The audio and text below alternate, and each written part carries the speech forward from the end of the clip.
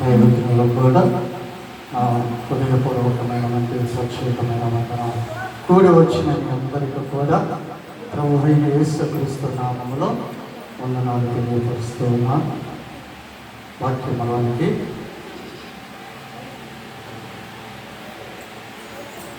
ఎవరైనా బయట ఉంటే లోపలికి రావాల్సిందిగా ప్రభు పేరడానికి మనం చేస్తున్నా.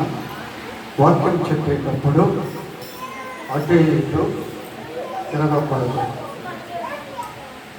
దేవుని సన్నిధిలో మనం ఉన్నాము కాబట్టి దేవుని వాక్యం కొరకు మనము ఎదురు చూద్దాం. హేబేలు గ్రంథము 2వ అధ్యాయం 24వ వచనం. హేబేలు గ్రంథం 2వ అధ్యాయం 24వ వచనం. పేజీ నెంబర్ 753వ పేజీ.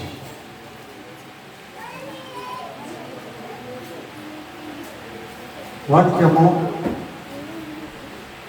మాట్లాడుతూ ఉన్నప్పుడు శ్రద్ధగా మనము వినేవారమై ఉండాలి.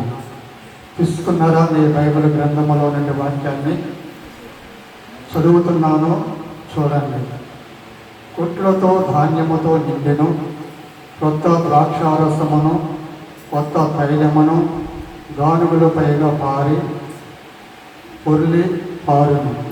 చాలండి, చిన్న ప్రార్థన చేసుకున్నాం.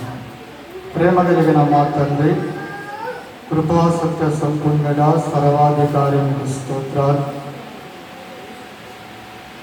ఈ మధ్యాహ్న కాల సమయంలో మీ సన్నిధిలోనైనా నిలవబడిన ఈ దీనుడును మీరు జ్ఞాపకమును చేసుకొని చదవబడిన వాక్యము మీరై ఉన్నారు కాబట్టి ఆ వాక్యము కొరకు చేరువచ్చిన నీ ప్రజలు ఎవరు నీ వైపు చూడగలుగుతూ ఉన్నారు.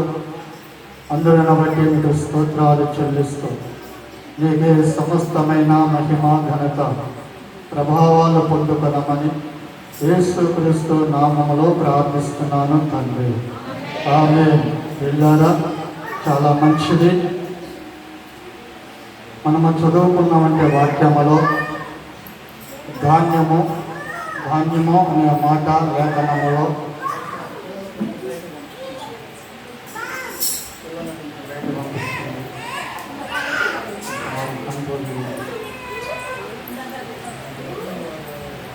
ధాన్యము అన్న మాట మనము అక్కడ చూస్తూ ఉన్నాం. నింపబడును అనే మాట కూడా మనము చూడగలుగుతూ ఉన్నాం. దేవునికి స్తోత్రము కలుగునుగాక. హల్లెలూయా. ఈ ధాన్యము ఎక్కడ ప్రారంభమైంది బైబిల్లో? ఎవరైనా చెప్పగలుగుతారా? ఈ ధాన్యం అనే మాట ప్రస్తావన బైబిల్ గ్రంథములో ఎక్కడ మనకు కనిపిస్తుందంటే ఆదికాండములో మనకు కనిపిస్తుంది. మొదటి ఆదాము అవ్వ దేవుడు నిర్మాణమును చేసిన తర్వాత వారికి ఒక ప్రత్యేకమైన వంటి ఒక ఏదేను తోట వేసి ఆ తోటలో వారు బ్రతకటానికి, వారు జీవించటానికి కావలసిన వంటి సమస్తమైన వంటి పొల్లును దేవుడు ఆ ఏదైనా వనములో ఏర్పాటు చేయబడినట్లుగా బైబిల్ గ్రంథములో మనకందరికీ తెలిసినటువంటి విషయమే. అయితే ప్రియులారా, ఏదైనా వనములో ఉన్నవంటి ఆ ఆదాము ఆత్మ సంబంధమైన వంటి ఆహారము వారు సేవిస్తూ ఉన్నారు. దేవునికి స్తోత్రం కలుగునుగాక. ప్రతిరోజు దేవుడు వచ్చి వారిని పలకరించడము ప్రారంభిస్తూ ఉన్నారు. ఎప్పుడు? సాయంకాలము వేళ వచ్చి వారిని పరామర్శించడం, వెళ్ళడము అనేది బైబిల్ గ్రంథంలో మనకు కనిపిస్తుంది. మనకి వారానికి ఒకసారి ఆత్మ సంబంధమైన వంటి ఆహారం ఎక్కడ సమకూర్చబడుతుందంటే దేవుని మందిరములో దేవుని యొక్క వాక్యము దైవజనుల ద్వారా దేవుడు దాచబడిన వంటి ముత్యములతో కూడిన వంటి వాక్య సందేశం ఒక మనిషికి అవసరము కనుక, ఆ వాక్యము హృదయానికి అవసరము కనుక, ఆ వాక్యము హృదయములో దాచబడటానికి దేవుడు నిర్మాణమును చేయబడిన వంటి ఒక మనిషికి తయారు చేయబడినటువంటి ఒక ధాన్యం. దేవునికి స్తోత్రము కలుగునుగాక. హల్లెలూయా. ఎప్పుడైతే మొదటి మనుష్యుడు దేవుని మాట తృణీకరించబడినో, అప్పుడు దేవుడు ఆ ప్రత్యేకమైనటువంటి ఆ స్థలములో నుండి, ఆ మహిమ కలిగినటువంటి ఆ స్థలములో నుండి, ఆ దేవుని సుందరమైనటువంటి ఆ ఏదేని యొక్క వనములో నుండి ఆ మొదటి యొక్క మనుష్యుడు దేవుని మాట తృణీకరించబడినందువలన దేవునికి కోపం వచ్చి ఆ మొదటి యొక్క మనుష్యుడిని ఆయనలో నుండి భూమిపైకి త్రోసివేయబడిను అనే మాట కూడా ఆది కాండములో మనకు కనిపిస్తూ ఉంటుంది. దేవునికి స్తోత్రము కలుగునుగాక. ఈనాడు ప్రియులారా, దేవునితో స్నేహం చేసేవారు చాలా కుదవైపోయారు. ఆయనతో నీకు స్నేహం కలిగి ఉండాలి. Praise Lord. హల్లెలూయా. అందుకే యేసున్న గారు ఒక పాట రాస్తారు. మన బంధము అనుబంధము విడదీయగలరా ఎవరైనాను మరి ఏదైనాను. మన బంధము అనుబంధము విడదీయగలరా ఎవరైనాను మరి ఏదైనాను. రాజా జగదిరిగిన నా యేసు రాజా. Praise Lord. హల్లెలూయా. అది ఆయనతో మనకు అనుబంధము కావాలండి. Praise Lord. హల్లెలూయా. వాక్యం చదివే వాళ్ళు ఎంతమంది? వాక్యం చదివే వాళ్ళు ఎంతమంది? పిల్లలు చదువుతున్నారా? వాక్యము ప్రతిరోజు చదివేవారు పక్షముగా దేవుడు ఉంటాడు. దేవునికి స్తోత్రం. హల్లెలూయా. అందుకే యోహాను సువార్తలో 6వ అధ్యాయములో యేసయ్య భూమి పైన ఉన్నప్పుడు చక్కని మాట ఒక మాట చెప్పాడు. ఏ మాట చెప్పాడంటే, నాయందు మీరును మీ యందు నేనును అన్నాడు. Praise Lord. హల్లెలూయా. ఎంతమందికి అర్థమైందండి? ఎవరి యందు ఉండాలి?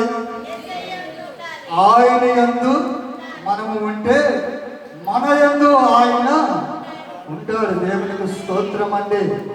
చూడండి, మన కుటుంబాలలో రోజు మనం ఎవరు చూసుకుంటాము? మన కుటుంబాలలో మనం ఎవరిని చూసుకుంటాము? నిద్రలేసి ఎవరిని చూస్తామండి? కొంతమంది అయితే ఎక్కువగా స్త్రీలే బీరువాకి వెళ్ళి తిరుగుతాము. మన రూపం ఎలా ఉందని అద్దంలో చూసుకోమా? చూసుకుంటాం. ఎక్కువ స్త్రీలే చూసేది. దేవునికి స్తోత్రం కలుగునుగాక. ఏమండి, మన రూపం ఏమైనా మారిపోద్దా? మారిపోదు. మన రూపం మనలోనే ఉంటుంది. దేవునికి స్తోత్రం. అది మానవుని యొక్క ఆలోచన కాబట్టి నా ముఖం ఎలా ఉందా అని అర్థంలో చూసుకుంటాం.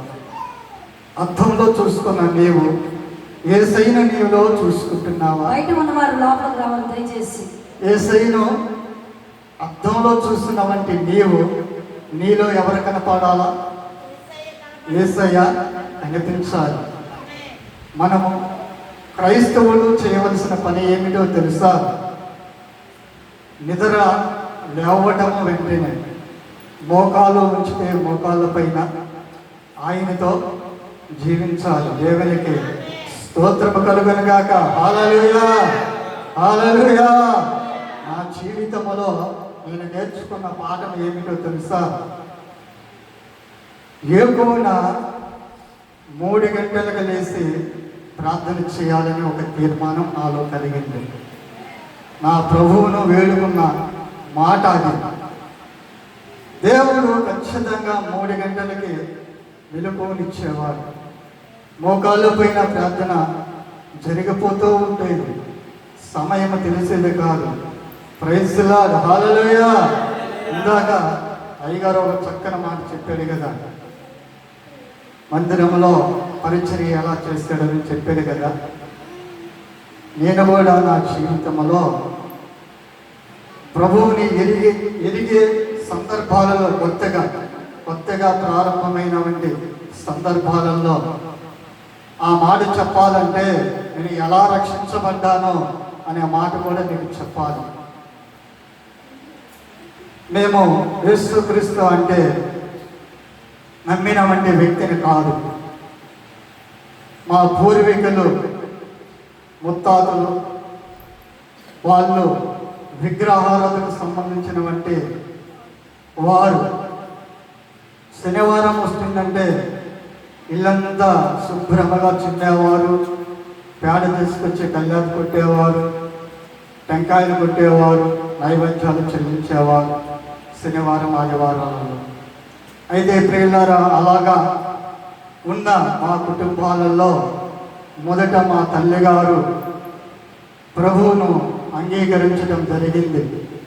ఆమె ఎలా నమ్మటం జరిగిందంటే, ఒక పల్లెటూరు వెళ్ళి ఆమె ఒక వ్యాపారం చేసుకొని మధ్యాహ్నకాల సమయంలో ఆమె నడిచి వస్తూ ఉన్న సమయంలో ఒక దురాత్మ ఆమెను ఆవరించేసింది. ఆవరించిన వెంటనే ఆమె పెద్దగా కేకలు వేయటము అలాగా జరుగుతున్న సందర్భాలలో మీకు అందరికీ తెలిసినటువంటి విషయాలే. తాయితులు కట్టించుకొని అలా ఉంటున్న సందర్భాలలో మా ప్రాంతానికి ఒక దైవజనుడు రావడం జరిగింది. ఆయన పేరు జి దేవదాసయ్య గారు.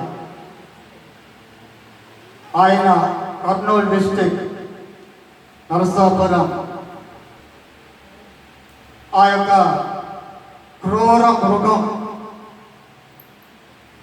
క్రూర మృగాన్ని దేవుడు ఏర్పాటు చేసుకొని మా ప్రాంతానికి రావడం జరిగింది.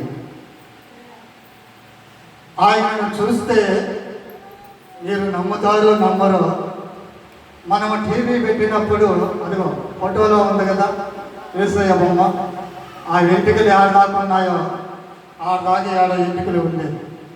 సేమ్ యేసయ్యను చూసినట్లుగానే ఉండేది ఆయన చూస్తే.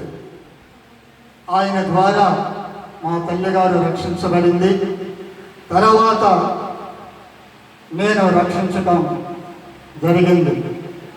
నాలో దేవుడు ఒక ముళ్ళు ఉంచాడు. ఏమిటయ్యా ఆ ముళ్ళు అంటే, ఈ పక్క నుండి ఇదంతా నరాలు చిట్లిపోతూ ఉంటాయి. దానిని పూర్వీకులు పార్సుపు నొప్పి అనేవారు. ఆ నొప్పి వచ్చినప్పుడు గోడకేసుకొని తల బాదుకునేవాడిని, మంచానికి నా తల వేసుకొని బాదుకునేవాడిని, నేలకేసుకొని నా తల బాదుకునేవాడిని. అంత భయంకరమైనటువంటి నొప్పి. ఎంతోమంది ఎన్నో సలహాలు ఇచ్చారు. దేవునికి స్తోత్రం కలుగును గాక. నువ్వు తినే కూరగాయలలో ఒక కూరగాయ తినని సూర్యుడికి నమస్కరించు అని అన్నారు. అప్పుడు మనకు తెలియదు కదా. అలాగనే నాకు నచ్చినటువంటి ఒక కూరను తినని చెప్పిన సూర్యుడికి నమస్కారం చేసుకున్నాను. అయినా ఆ జబ్బు పోలేదు. దేవునికి స్తోత్రం కలుగును గాక. ఇలాగానే మందిరములో పరిచర్య జరుగుతుంది, ప్రార్థన జరుగుతుంది. శుక్రవారం రోజు రాత్రి 9 గంటలప్పుడు దేవుడు ప్రవచనముల ద్వారా మాట్లాడటం ప్రారంభించాడు. అందరూ ప్రార్థన చేయించుకున్నారు, ఎటు వాళ్ళు అటు వెళ్ళిపోయారు. ఇదే బలిపీఠం. అక్కడ మోకరించి, ఆయన వైపు మోకరించి ఏడవడము ప్రారంభిస్తూ ఉన్నాను. దేవుడు అంటున్నాడు, నా కుమారుడా, నా కుమారుడా హానోకు, ఎందుకు నువ్వు చింతిస్తూ ఉన్నావు? ఎందుకు నువ్వు ప్రలాపిస్తూ ఉన్నావు? ఆ ముళ్ళు పెట్టిన వాడును నేనే. క్రైస్తలా, హల్లెలూయా. కొడతావా తప్పకుండా యేసయ్యకు గట్టిగా. దేవుడు మాట్లాడటము ప్రారంభించాడు. అవును ప్రభువా అన్నాను. అయితే ఈ దిన ప్రారంభము నుండి ఆ బలహీనత నీలో కనిపించదు అని దేవుడు మాట్లాడటము ప్రారంభించాడు. దేవునికి స్తోత్రము కలుగునుగాక. హల్లెలూయా. ప్రకటన గ్రంథం 3వ అధ్యాయం 10వ వచనములో దేవుడు వాగ్దానం చేసిన దేవుడు, నీవు నా ఓర్పు విషయమై నా వాక్యము గైకొంటివి కనుక భూలోకమంతట నేను రోబోతున్న శోధన కాలములో నేను నీకు తోడయుండి నేను నిన్ను కాపాడుతానని దేవుడు వాగ్దానమును చేస్తాడు. అప్పుడు ఆ వాక్యము నాకు అర్థం కాలేదు ప్రియులారా. అయితే దేవుడు చెప్పబడిన మాట అక్షరాలుగా నా జీవితంలో నెరవేర్చుకుంటూ వస్తూ ఉన్నాడు. దేవునికి స్తోత్రము కలుగునుగాక. హల్లెలూయా. ఆ విధముగా నా జీవితము ప్రభువులో ప్రారంభమైంది. అయితే ప్రియులారా, ఇక్కడ ధాన్యము అనే మాట మన పితృడైన వంటి ఆదామును దేవుడు ఆ ఏదైనా వనములో నుండి భూమిపైకి త్రోసివేసిన తర్వాత ఆదాముతో దేవుడు చెప్పుచున్న మాట ఏమిటయ్యానంటే, ఇదిగో నీ కొరకు భూమి శపించబడింది. అదిగో శపించబడిన భూమిని నీకు ఖర్చు బదులుగా ముళ్ళ చెట్టులుగా తయారు చేయబడినటువంటి ఆ భూమిని నీకు స్వాచ్ఛముగా ఇస్తున్నా. నీ జీవిత కాలమంతయు కూడా ఆ పంటలో నుండి వచ్చినటువంటి ధాన్యమును నువ్వు తిని బ్రతుకుతావు కాక అని దేవుడు ఆ యొక్క ఆదాముతో ప్రారంభమైనటువంటి ఆ మాట దేవునికి స్తోత్రము కలుగునుగాక.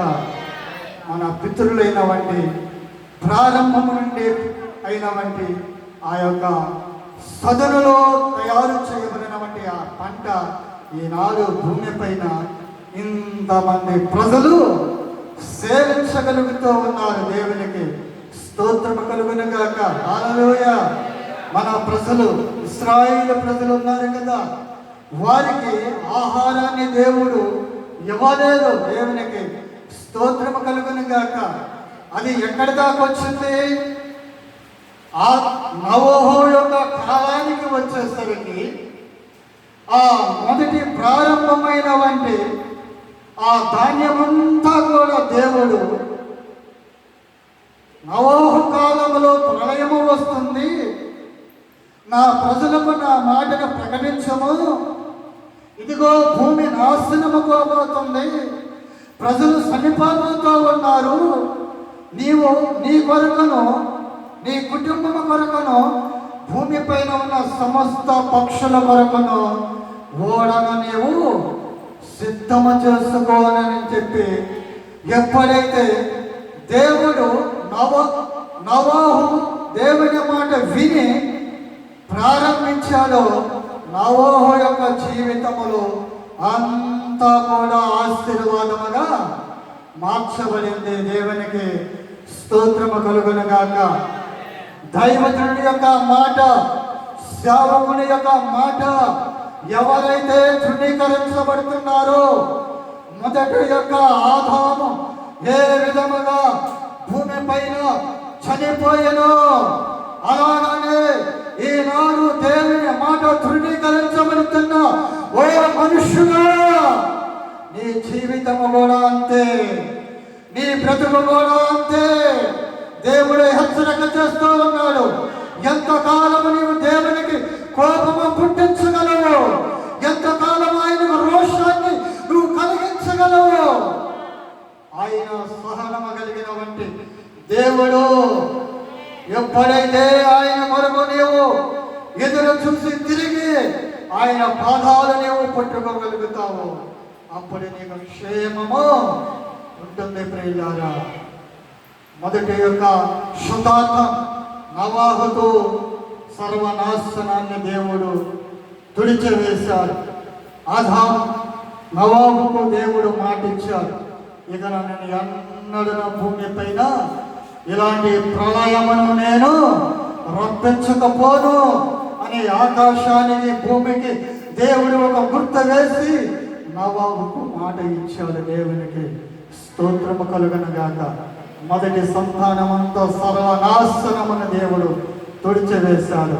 నవాహులో నుండి మరలా భూమి పైన దేవుడు ఉత్పత్తిని కలగజేసిన వంటి భాగ్యం మన దేవుడిది. దేవునికి స్తోత్రము కలుగును గాక.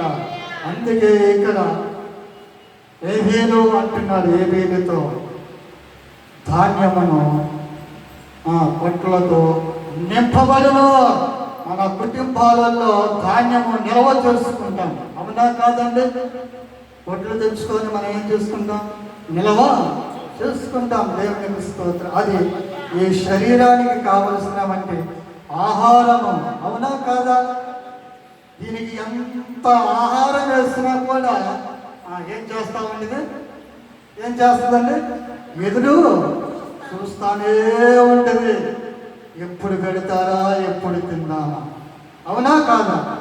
ఇది మానవుని యొక్క శరీరానికి కావలసిన ధాన్యముతో కూడిన వంటి ఆహారం. కానీ ఈ శరీరములో దేవుడు దాచబడిన వంటి ఒక ఆత్మకు మాత్రం దేవుని యొక్క వాక్యము ఎప్పుడు దొరుకుతుందా అని పరిగెత్తుకుంటూ దేవుని దగ్గరకు వచ్చి మందిరంలో కూర్చొని విలపించేవారు కావాలి దేవునికి. ప్రైజ్ లార్డ్, హల్లెలూయా. అలాంటి వారు కావాలి దేవునికి. వాక్యము ఎప్పుడు దొరుకుతా, నేను ఎప్పుడు భుజించాలా, నేను ఎప్పుడు అనుభవించాలా, నా ఆకలిని ఎప్పుడు తీర్చుకోవాలా అనేవారు దేవునికి కావాలండి. దేవునికి స్తోత్రము కలుగును గాక. హల్లెలూయా, హల్లెలూయా. మన ఇశ్రాయేలు ప్రజలు ఉన్నారు కదా, దేవుడిని ఎంత బాధ పెట్టారండి. తెలుసా తెలియదా? మనకు అందరికీ తెలుసు కదా. దైవజనుడు విసిగించారు, దేవుడిని విసిగించారు. లాస్ట్కి ఏమైపోయారండి? ఏమైపోయారండి? చల్లా చెదురైపోయారే కాలేదా? వారి యొక్క ఎముకలు చల్లా చెదురైపోయినాయి. దేవునికి స్తోత్రం. దేవుని దుఃఖపరిచేవారు వారు ఏమైనా బాగుపడతారా? బాగుపడలేదు కదా. మోషే ఎర్ర సముద్రాన్ని పాయలు చేయలేదా? చేశారా? చేయలేదా? చేశారని వారు చప్పట్లు పడతారా? కొట్టరా? గట్టిగా గట్టిగా గట్టిగా. పరిశుద్ధాత్మ దేవుడు మన మధ్యలో ఉన్నాడు కదా. ఆశ్చర్యం జరిగింది కదా. నీ జీవితంలో దేవుడు ఆశ్చర్యం చేస్తే నువ్వెందుకు దేవుని మర్చిపోతున్నావు? ఎందుకండి దేవుని మర్చి లోకంలో ఉండిపోతున్నావు? కారణం ఏమిటో తెలుసా? ఈ శరీరము దేవునికి అడ్డముగా ఉంది. ఈ శరీరం అంత సులువుగా దేవుని దగ్గరికి చారనీయదు. దేవునికి స్తోత్రం కలుగును గాక. మనిషి హృదయంలో అనేకమైన ఆలోచనలు ఉంటాయి, అవునా కాదా? అవునా కాదండి? రకరకాల వంటి ఆలోచనలు మనిషిలో కలగచేస్తూ ఉంటుంది. ఆ ఆలోచన కలగజేసేవాడు ఎవడు అని నువ్వు గ్రహించగలుగుతున్నావా? గ్రహించాలి. ఎందుకో తెలుసా? ఎవరు ఈ ప్రేరేపణ కలగచేస్తుంది? ఎవరు ఈ ఆలోచన కలగజేస్తుంది? దేవుడు మనకు జ్ఞానాన్ని ఇచ్చాడు కదా, గ్రహించే మనస్సు దేవుడు మనకిచ్చాడు. గ్రహించాలి, ఇది ఆత్మ సంబంధమైన వాక్యమా కాదా అని సంఘములో ఉన్న విశ్వాసులు గ్రహించాలి. ప్రకటించే దైవజనుడు దేవుడు ఏర్పాటు చేసుకున్న సంఘ కాపరా కాదా అని గ్రహించాలి. దేవుడు మనకు జ్ఞానాన్ని ఇచ్చాడు. అందుకే యేసయ్య ఒక మాట అన్నాడు, నీ విశ్వాసము నిన్ను స్వస్థపరచును. ఇందాక దైవజనాలు చెప్పింది కదా, ఏదైనా సాక్ష్యమే అని నీ జీవితంలోనే ఉంటే అప్పుడే నీ హృదయంలో కార్యం జరిగిపోద్ది. Praise lord. అనుకోకపోతే కార్యము జరగదు.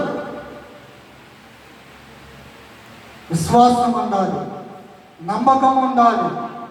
అది ఏది మనలో లేకపోతే దేవుని కార్యములు జరగవు. చూడండి, యెషయా గ్రంథంలో ఒక చక్కని మాట వ్రాయబడింది. యెషయా గ్రంథం తీసుకున్నారా? 55వ అధ్యాయం 10వ వచనం. 55:10. వర్షమును మహిమను ఆకాశము నుండి వచ్చి అక్కడికి ఎలాగా మరలక భూమిని తడిపి విత్తువానికి విత్తనమును భుజించువానికి ఆహారమును కలుగుటకై అది సిగిరించి వర్ధిల్లినట్లు చేయను, అలాగే నా నోట నుండి వచ్చే వచనమును ఉండెను. దేవునికి స్తోత్రం. హల్లెలూయా. ఏమి కురిపిస్తారంట? మహిమను. Praise lord. దేవుని యొక్క మహిమ ఈ మందిరము పైన దిగవచ్చునుగాక. దేవుని యొక్క కనుదృష్టి ఈ స్థలమంతా సంచరించునుగాక. దేవుని యొక్క ధననిధిలో నుండి ఆత్మవర్షము కుమ్మరించబడునుగాక. అభిషేకము దిగవచ్చునుగాక. పరిశుద్ధాత్మ దిగవచ్చునుగాక. దేవుని యొక్క మహిమ చూడాలి. ఎప్పుడు చూడాలి? ఇందాక మనం ఆరాధన చేస్తున్నాము కదా, ఆరాధనలో దేవుని మహిమను చూచానయ్యా అన్నవారు నీ గుండెల పైన చేసుకొని యేసయ్యను చూపిస్తారా? Praise Lord. Praise Lord. శారీరకముగా మనం ఆరాధిస్తున్నాం. మొయ్యబడిన మన రెండు కళ్ళు మనం మూస్తే మనకేం కనిపిస్తుంది? చీకటి కనిపిస్తుంది. అవును కదా? చీకటిగా కనిపిస్తున్న ఈ హృదయానికి ఏం కనిపించాలి? దేవుని యొక్క మహిమ కనిపించాలి. ఆ మహిమలో నువ్వు ఉంటే నీ ఆత్మ కేకలు వేస్తూ ఉంటుంది. మనకు తెలియదు, దేవుని యొక్క ఆత్మ మన పైకి దిగ వచ్చినప్పుడు భాషలతో మనం మాట్లాడుతూ ఉంటాము. Praise lord. పెంతెకోస్తు పండగ నాడు దేవుని యొక్క ఆత్మ 12 మంది శిష్యులపైకి దిగి వచ్చిందా, దిగి రాలేదా? వారు అనుకున్నారు ఆత్మ పొందుకుంటామని. వారి జీవితంలో ఊహించకపోయిండవచ్చు. అయితే పరిశుద్ధాత్మ దేవుడు చెప్పాడు, ఇదిగో నేను వెళ్ళి మీ కొరకు ఒక ఆదరణకర్తను నేను భూమిపైకి పంపిస్తాను. మీరు కనిపెట్టుకొని ప్రార్థన ద్వారా కలిగి ఉండండి అని దేవుడు శిష్యులతో చెప్పబడిన మాట ప్రకారం 12 మంది అపోస్తలు ఒక మేడ గదిలో వారు కనిపెట్టుకొని ఉన్నప్పుడు ఆకాశము నుండి ఇక్కడ ఎలాగైతే వాక్యము రాయబడి ఉన్నదో ఒక మహిమ ఆ యొక్క గుడారము మీదకి దిగి వచ్చి ఆ యొక్క ఆత్మ వారిపైకి దిగి వచ్చినప్పుడు వారికి తెలియని భాష మాట్లాడుతూ ఉన్నప్పుడు అన్నప్పుడు అక్కడ ఉన్న ప్రజలు అంటున్నారు, ఏమిటే ఈ భాష కొత్తగా ఉన్నది కదా అని చెప్పుకోవటం ప్రారంభిస్తూ ఉన్నారు. ప్రియులారా, ఆత్మను పొందుకునే వారముగా మనము దేవుని సన్నిధికి రావాలి. ప్రైజ్ లార్డ్, హల్లెలూయా. ఆత్మను పోగొట్టుకుంటే ఎంత నరకాన్ని మనము అనుభవిస్తాము. ఆత్మకు దేవునికి దూరం అయితే ఎంత బాధపడతామో ఆ మనిషికి తెలియదు. ఇక్కడ అంటున్నాడు, దేవుని యొక్క మహిమ ఇశ్రాయేలు ప్రజలు కనులారా చూశారు. సముద్రము విడిపోవటం అంటే సామాన్యమైన విషయమా? ఏమంటున్నాడు ప్రజలు, మోషే ఈ శత్రువుల చేతలు మమ్మలను చంపటానికి నీవు ఈ అరణ్యమైన స్థలములోనికి నువ్వు తీసుకువచ్చావని చెప్పనని మోషే పైన తిరుగుబాటు చేయడం ప్రారంభించారు. వారి ఘోషణ చూడలేక మోషే తండ్రి అయిన దేవునికి మొరపెట్టడం ప్రారంభించాడు. దేవుడు అంటున్నాడు, మోషే నీ చేతిలో కర్ర ఉంది కదా,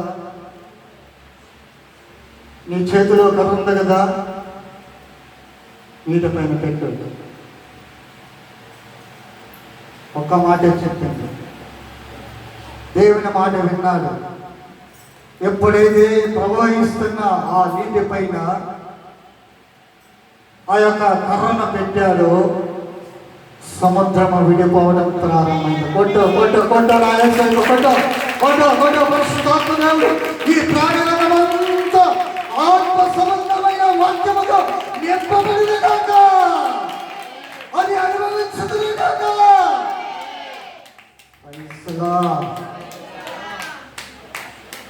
వారి కళ్ళతో అలాగా చూస్తూ ఉన్నారు. ఎప్పుడైతే ఆ విడిపోవటము ప్రారంభమైందో వారి హృదయములో నుండి ఏమొచ్చింది? స్తుతి. దేవునికి స్తోత్రం, హల్లెలూయా. దేవుని స్తుతించడము ప్రారంభించారు. దేవుని యొక్క మహిమను చూడలేనటువంటి ఆ ప్రజలకు దేవుని శక్తి ఏమిటో, దేవుని యొక్క మహిమ ఏమిటో వారి నేత్రాలకు దేవుడు చూయించాడు. వారి జీవితంలో చూడలేనటువంటి తొలకరి వర్షానికి కూడా దేవుడు, వారి పనులకు దేవుడు చూయించాడు. దేవునికి స్తోత్రము కలుగునుగాక.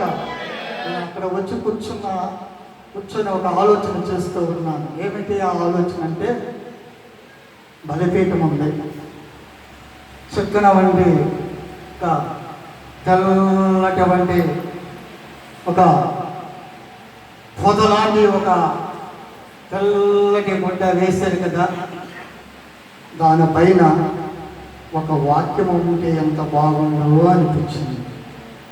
దేవునికి స్తోత్రము కలుగునుగాక. ఆ వస్త్రం ఎవరిదండి? ఎవరిది ఆ వస్త్రం? యేసయ్య తెల్లని వస్త్రాలు వేసుకున్నాడా, వేసుకోలేదా? ఆయన వేసుకున్న మహిమ కలిగినవంటి వస్త్రం. ఆయనలో ఏముంది?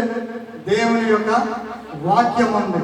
ఆయన నోట నుండి వచ్చు మాట దేవుని యొక్క వాక్యమని ఇక్కడ మనం చదువుకున్నాము కదా. ఇక్కడ చెప్పబడిన మాట, నా నోటగా వస్తున్న ఆ మాట ఎవరిది? దేవుని యొక్క వాక్యము. దేవుడు పలకరిస్తున్నటువంటి వాక్యము. దేవునికి స్తోత్రము కలుగునుగాక. హల్లెలూయా. అందుకే ఆకాశములో నుండి వచ్చి అక్కడికి ఎలాగా మరలక భూమిని తడిపి, ప్రైజ్ లార్డ్, మనం రావాల్సినటువంటి సబ్జెక్ట్లోకి వస్తున్నాం. ఇప్పుడు భూమికి ఏమి కావాలి? వర్షం కావాలి. వర్షం పడితేనే కానీ భూమి నీరు సేవించదు.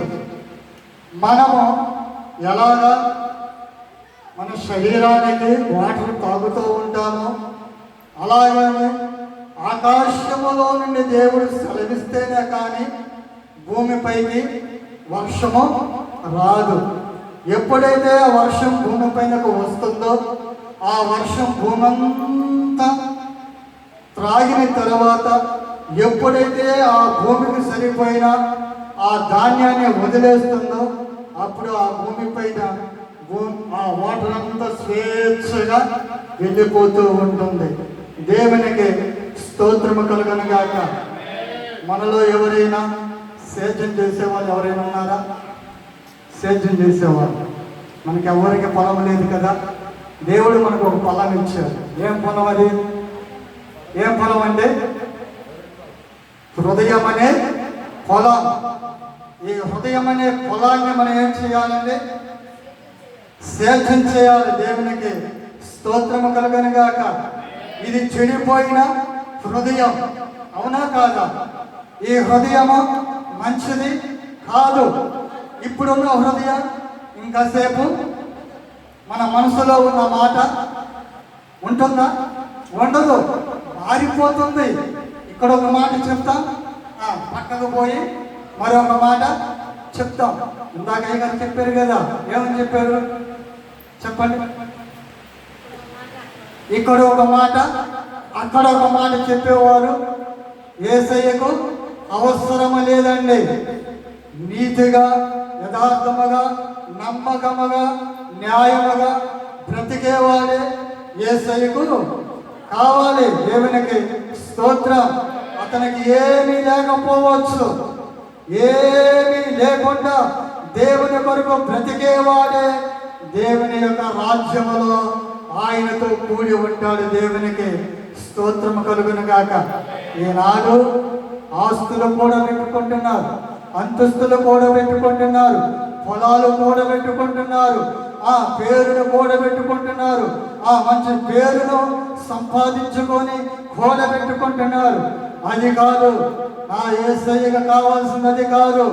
ఈ హృదయం అనే ఈ హృదయము దేవాలయముగా మార్చబడి ఆ హృదయము దేవునికి అంకితమై ఆయనతో కూడి బ్రతికి ఆయన కొరకు త్యాగము చేసి బ్రతికి చనిపోయిన వాడు ఆయన రాజ్యములో ఉంటాడు. దేవునికి స్తోత్రము కలుగును గాక. దేవుని పిల్లలు దేవుని మాట అవునంటే అవును అని చెప్పాలి, కాదంటే కాదు అని మనము చెప్పాలి.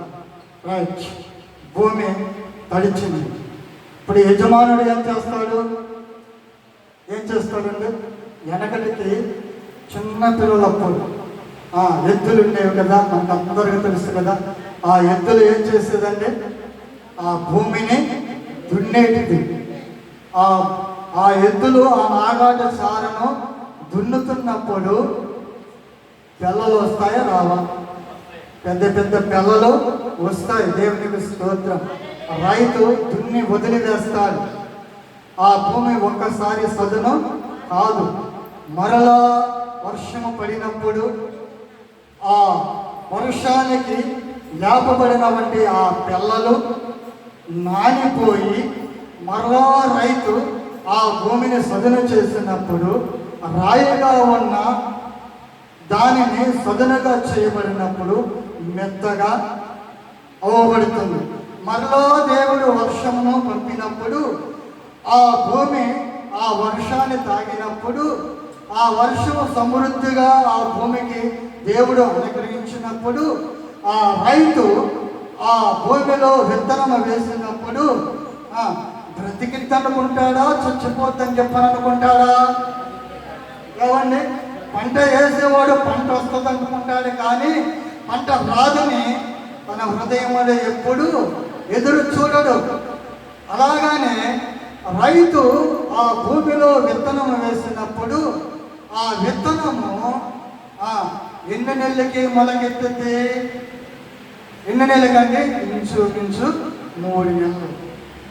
ఈ 3 నెలలు రైతు వేసిన విత్తనము మట్టిలో కప్పబడుతుంది. అవునా కాదా?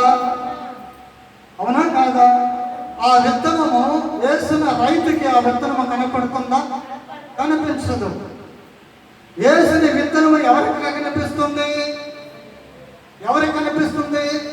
వేసిన రైతుకు, దున్నబడినటువంటి ఆ ఎద్దులకు, సృష్టిలో ఉన్నటువంటి దేవునికి, ఈ ముగ్గురికి మాత్రమే అక్కడ కనిపెడుతున్నటువంటి సాదృశ్యం.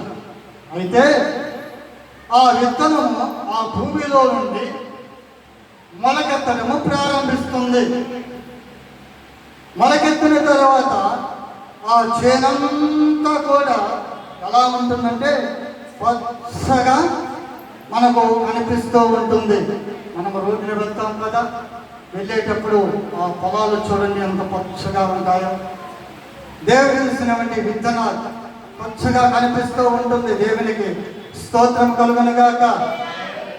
ఆ పంట కాపాడటానికి ఆ రైతు ఎంత కష్టపడతాడో. అవునా కాదా? అవునా కాదా?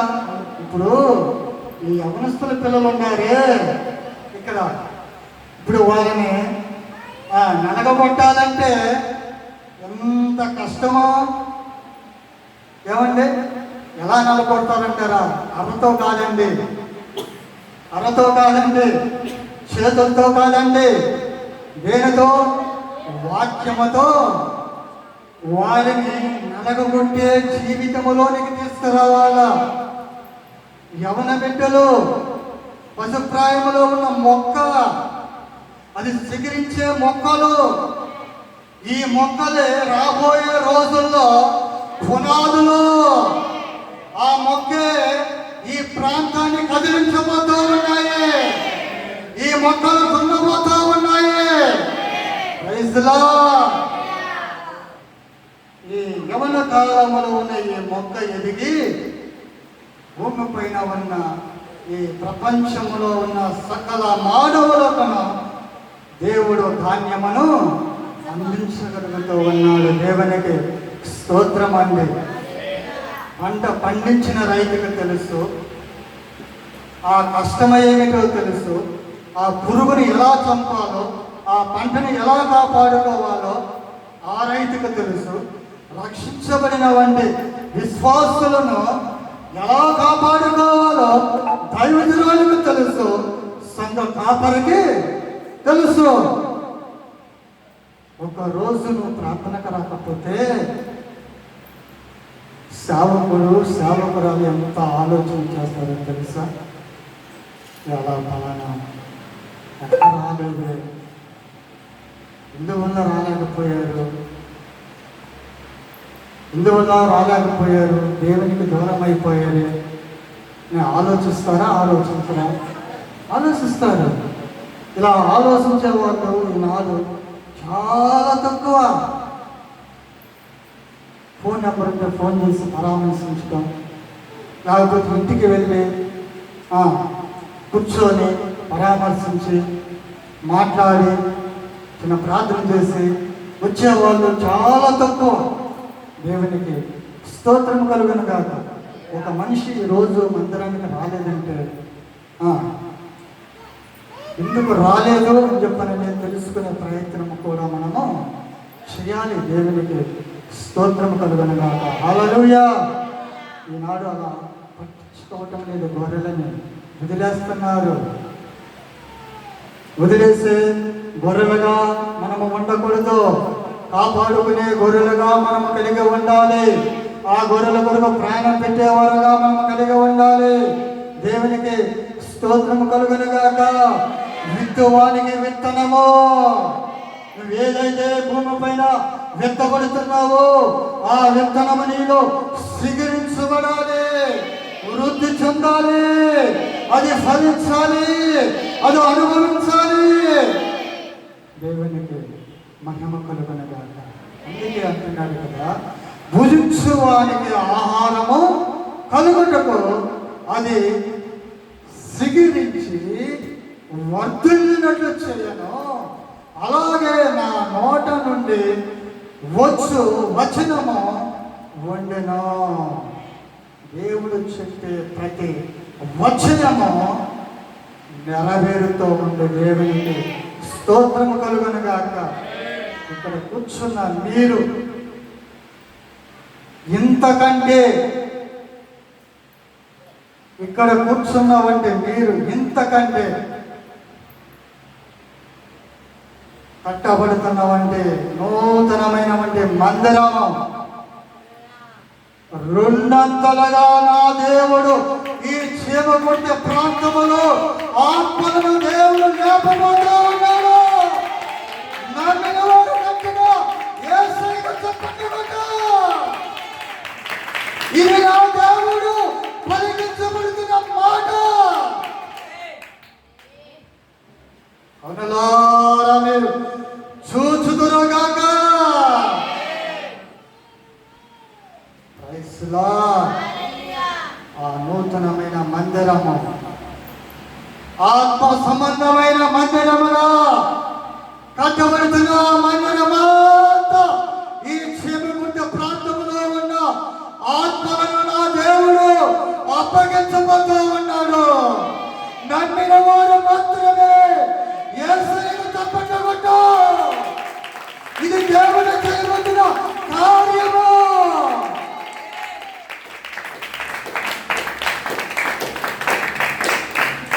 ధైర్యం ఉంటే రాసుకోండి,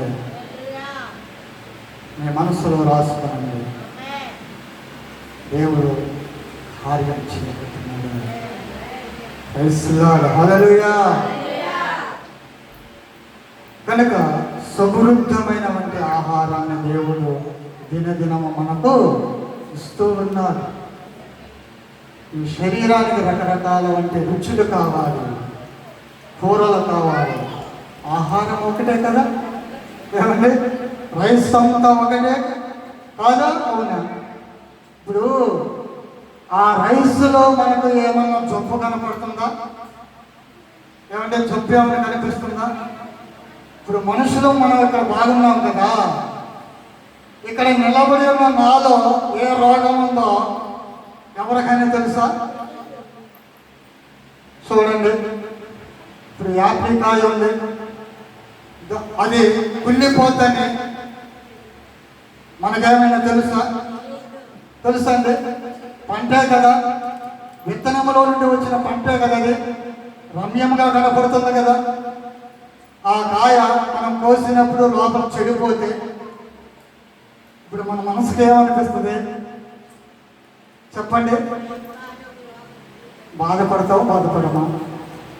ఒరే హ్యాపీకాయ తినాలని నేను కోస్తే ఇది కుళ్ళిపోయింది అనుకోమా? అవును, అనుకుంటాం. ఇక్కడ కూర్చున్న మన అందరిలో ఏ రోగమైతే ఉందో, ఏ పాపమైతే ఏలబడి చేస్తుందో, ఏ చీకటైతే ఏలబడి చేస్తుందో, ఏ బలహీనత అయితే నీ శరీరాన్ని కృంగతీస్తుందో, ఏదైతే నీ దేహాన్ని గాయపరుస్తుందో, ఈ మధ్యాహ్న కాల సమయంలో ఇదిగో ఈ దేవుని మందిరములో ఉన్న నీవు నీ మనస్సులో ఏదైతే నీకు ఆటంకముగా కలిగి జీవిస్తున్నావో, ఏదైతే నీవు పట్టుకొని బ్రతుకుతున్నావో, అది తొలగిపోవాలంటే ఈ మధ్యాహ్న సమయంలో నా దేవుడు నీతోనే మాట్లాడుతూ ఉన్నాడు.